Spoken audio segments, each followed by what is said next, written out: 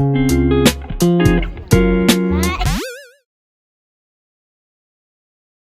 guys! Welcome back to vlog. I am Ara. And I am Yumi and we are the co-sisters. For today's vlog, ito pala yung Saturday ganap namin. Saturday, it's our kubod ta. Nag-change pala kami ng schedule.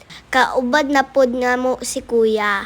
Sabay na kami mag-akit sa taas. Si kuya yung nag-guide sa amin. Madami kasi sasakyan. At 1 p.m. na, Mommy dropped me at school and Mommy and Yumi went to grocery. Ming, seryoso lagi ka sa front, Ming. Ayaw ug sa bakte. Nag-focus ko magkuha ng candy egg. Dayon nakuha na ako cart at basket. Para dito ilagay yung nabili namin. Ayaw ug hot daming ha. Pagpalitanan. Bili ko lahat para sa'yo. Para madami tayo snack sa bahay. Kasi always ako gutom. Dapat marami tayo bili ate. Pag marami food, mas masaya. After namin nagbayad ni Mami, sabi daw yung cashier, may freebies pala kami. Itapon ko daw yung dice. At nakakuha ako ng juice. Pero wala ka naghatak na ako, Ming. Gihurot ko ate kay nauuhaw ako. Pero nabigyan kita ng egg. After namin magbili, nandiretso na kami sa school.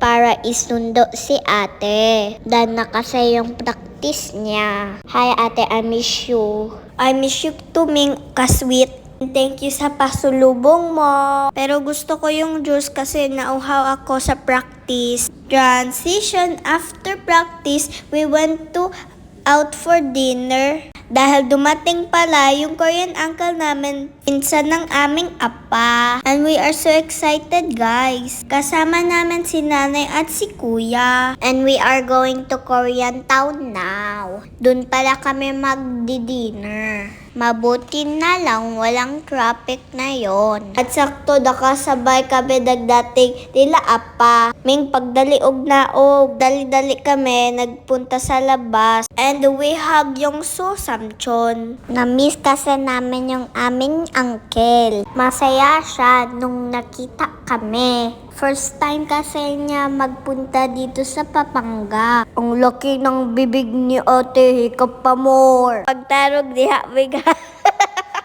Nag-order pala kami ng drinks. And also, they are starting to drink sojo. At ito pala yung mga side dish namin. Lahat ay masarap.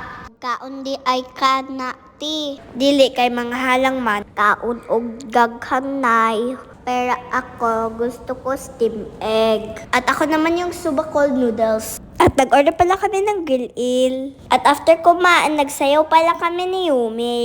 Our uncle request to us. At binigyan kami ng pera. Dahil natuwa daw siya sa amin. Para idagdag na sa alkansya. Nato, te.